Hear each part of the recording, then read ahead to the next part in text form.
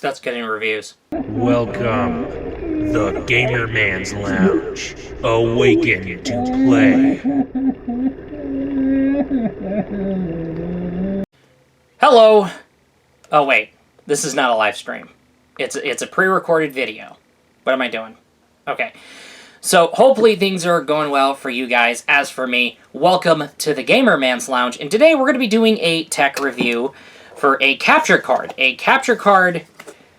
That's right, this is the Genki Shadowcast 2 Pro, and I got it for $50 cheaper.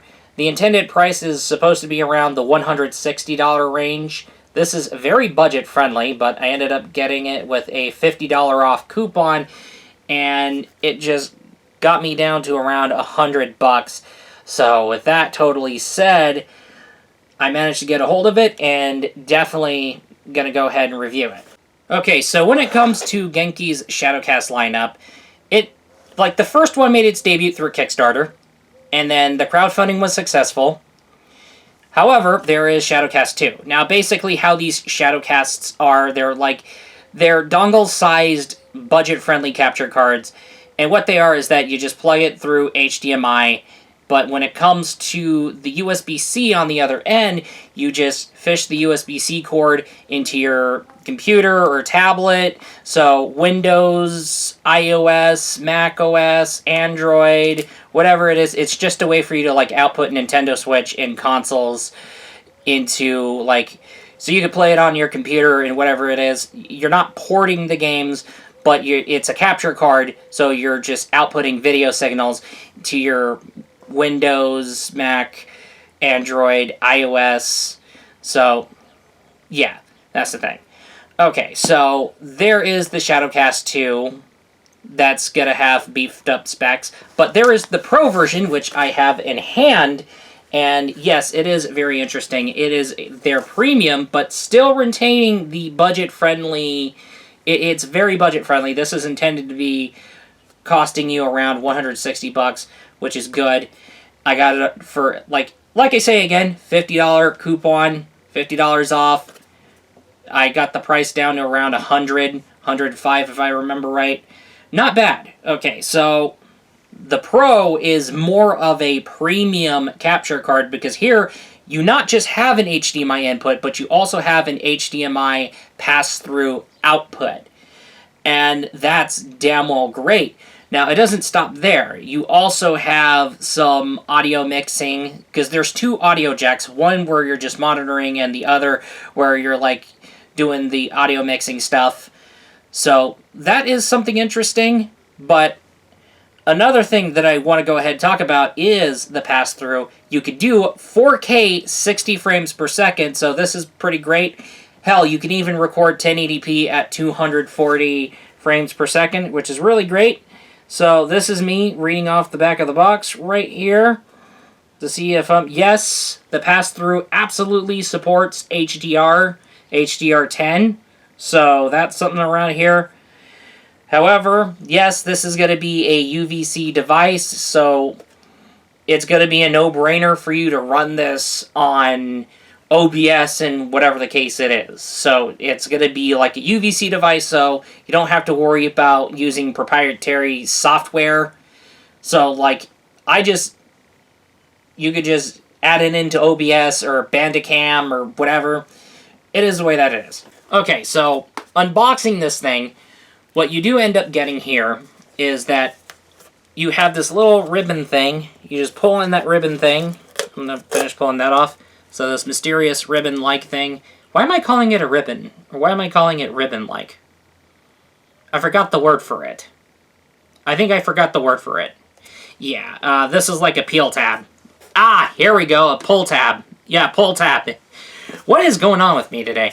Alright, so I have oh, that's right, it's the morning. I'm making this video in the morning. Okay, so you have this pull tab. And then you go ahead, open it. There's no way of closing it back in, which is odd for packaging. So, anyway, don't want to make a big deal out of packaging. So, you unbox it. Here, it's presented to you. You have the capture card. And then inside the little flap, you have the instruction manual, the cords, the HDMI cord, the USB-C cord, which I'm about to get to, and you get a bonus little sticker. So, can you... look at... But no, seriously, what it is, it's like it's a transparent logo, but it has the Genki logo, but the Genki logo is all white, and because of this sticker, it's like you're barely able to make out on what it is. So it's like a transparent sticker decal with their company logo. It is the way that it is. I don't know why they do that. It is weird. But yeah, this is essentially how the packaging works. Now, I'm going to go ahead and get right on going to the...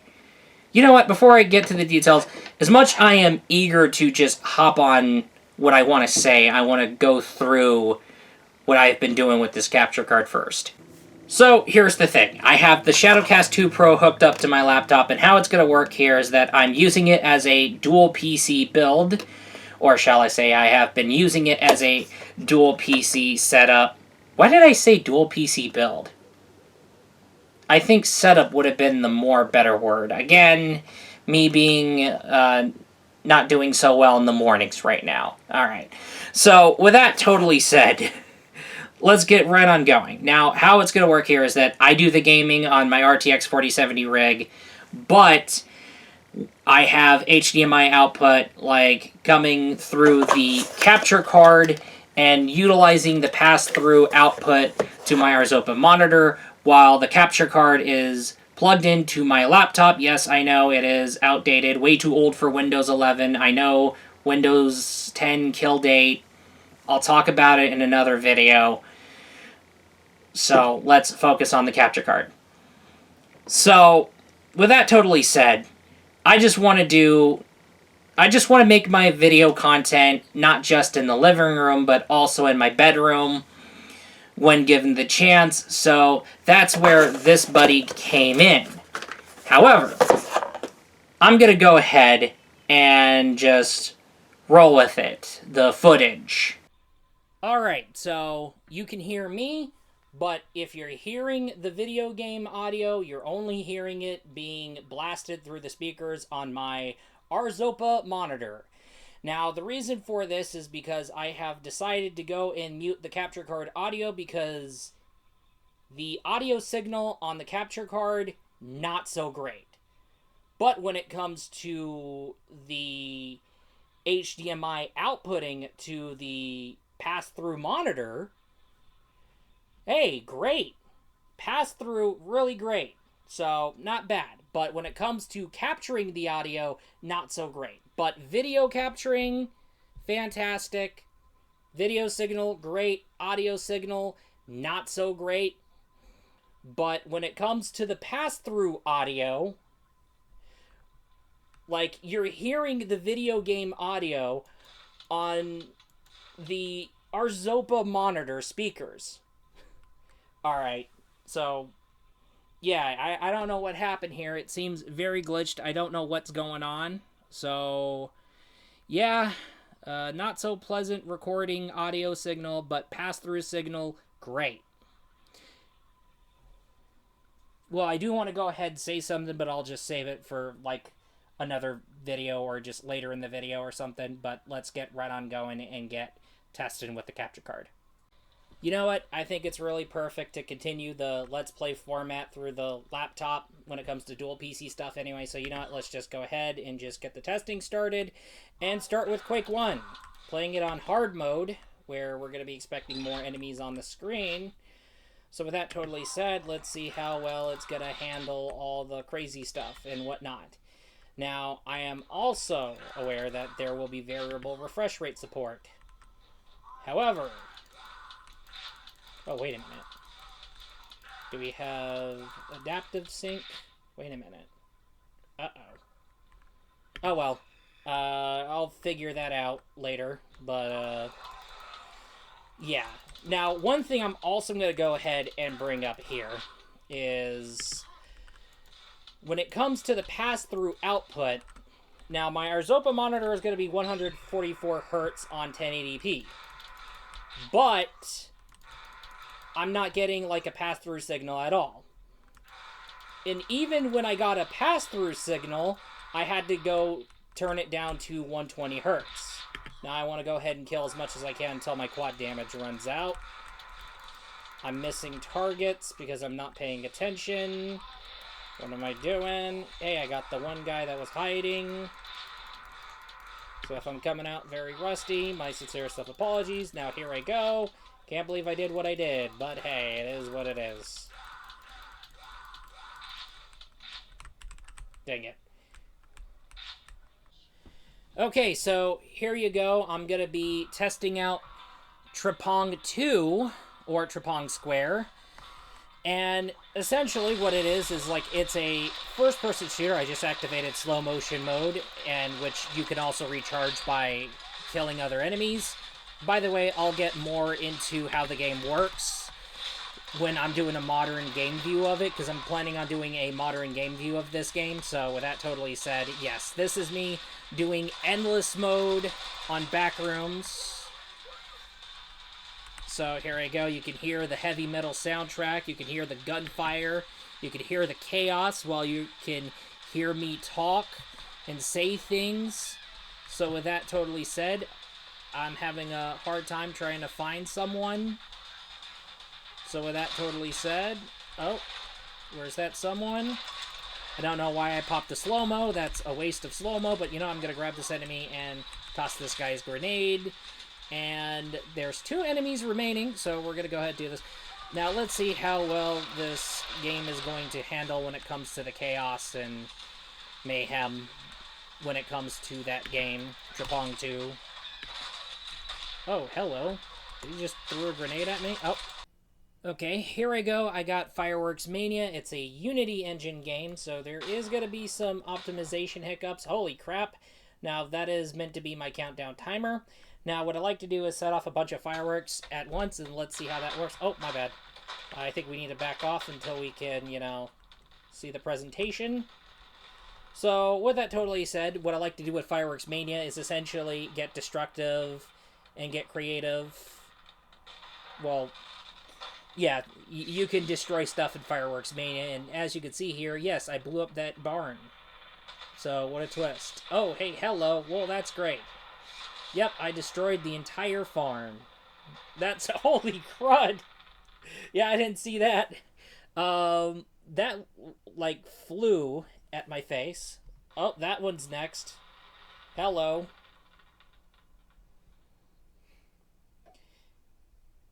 Oh, hello. I think I blew up the... I think I blew up, like, the shitter... The porta potty. The porta shitter. If I remember right. So, you know what? With that totally said, not bad. Look at all that destruction. I guess you could say the flashing is... Yep, all that destruction. Handled pretty... I am actually shocked that this house actually survived. But not this house. I forgot to blow that up, but you know what? Okay, that... Okay, not bad. Okay, so here you go. I'm going to go ahead and do some console gameplay capturing. I have my Evercade VS hooked up to the capture card. And with that totally said, I'm going to be playing Zero Wing. Zero Wing from Total Plan Arcade Collection 1, if I remember right. So I have both Total Plan Arcade Collection 1 and 2. Oh, that's the capture button, actually. Okay, never mind. You can't capture... Yeah, I can capture that. That's, So, I like the arcade version of Zero Wing more. I like that. Alright, here I go. Now, I did hear something about the Genesis version. Oh, actually, I didn't hear. I played the Genesis version on my Nintendo Switch when it was on the Sega Genesis collection on Nintendo Switch Online. This is what I like about the homing bullets. The homing bullets, because... nope, I just got rid of my homing bullets. Alright. Well, I don't know what happened. I don't know what I was thinking. But I made a goof up. However, I did manage to solve the problem. And this is where things get interesting. The culprit was this cord. this USB-C to USB-C cord, which is something very interesting, because here's what ended up happening, and here's what ended up fixing the problem. I swapped this cord with the USB-C cord from the Elgato HD60S Plus. So I took the Elgato HD60S Plus USB cord, because it was like Type C to A, because I wanted to try out Type C to A, and that fixed the problem. Right now, instead of this cord, it would be the Elgato USB-C to A from the HD60S Plus. So that is something absolutely, and I will say absolutely, very interesting, to say the least. Okay, so I did manage to solve my audio issue. Now there's another issue, by the way, which was solvable. Now, my RSOPA monitor does 144 Hz at 1080p. However, I wasn't getting any pass-through output. That was until I fixed the problem by moving the refresh rate down to 120 Hz. Moving the refresh rate down to 120 Hz fixed the issue. However, I would like to see pass-through output possible for 144 Hz at 1080p, but that's a huge bummer.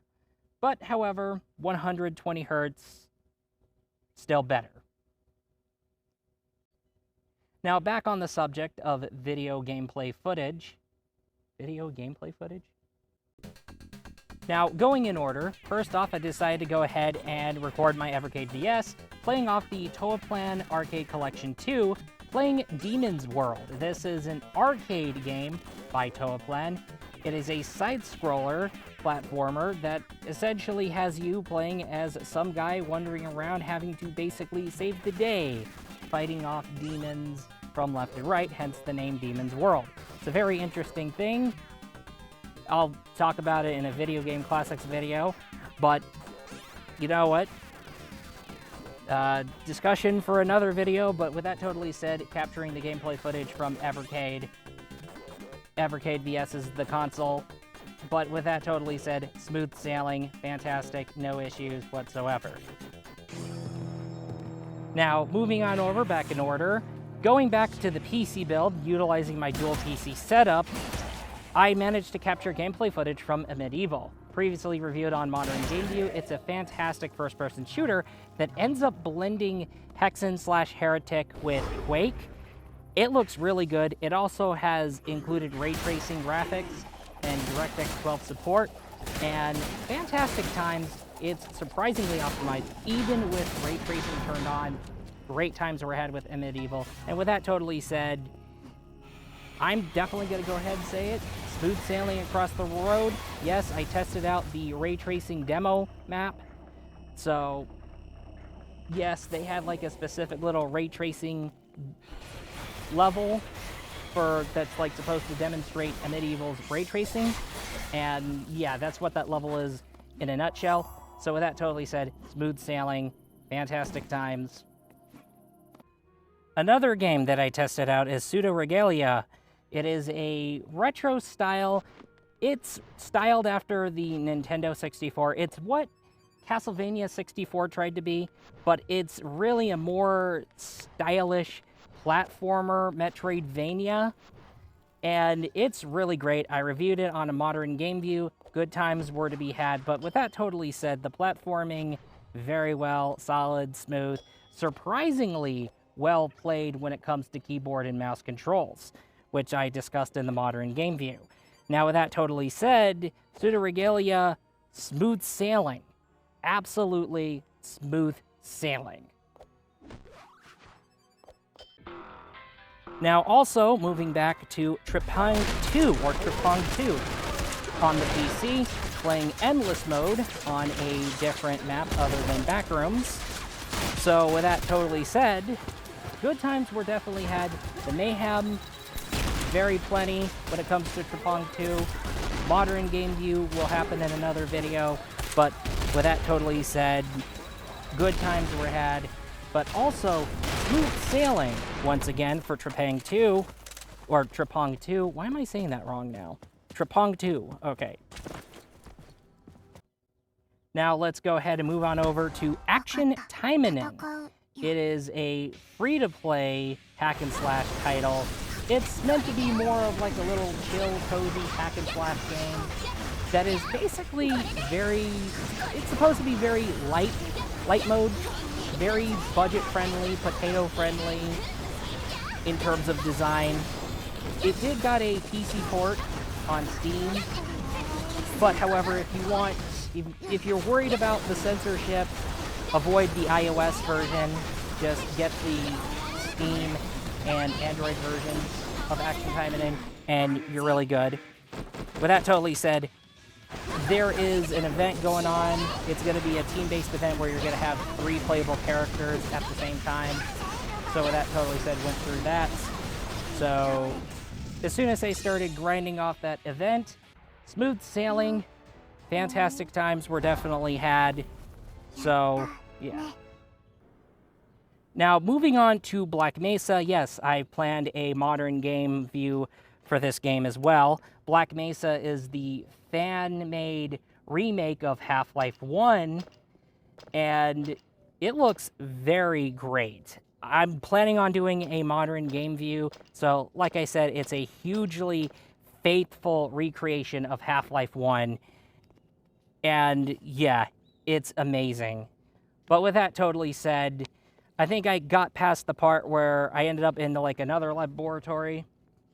Why did I say laboratory that way? Why did I say laboratory that way? Weird. With that totally said, smooth sailing when it came to Black Mesa, but good times were definitely had. I suggest, if you played Half-Life 1, I suggest you go ahead and play through Black Mesa. I'm surprised too. Like I said, modern game view coming up. Smooth sailing, by the way. I suppose. And to essentially end it off, Honkai Star Rail from the creators of Genshin Impact that seems to be getting more preferential treatment compared to Genshin. It seems to be more like the favorite child, but my grievances with Hoyoverse, how they're treating Genshin Impact and how well they're treating Honkai Star Rail aside. But that totally said, Honkai Star Rail is a very solid RPG. Yes, I am planning a modern game view.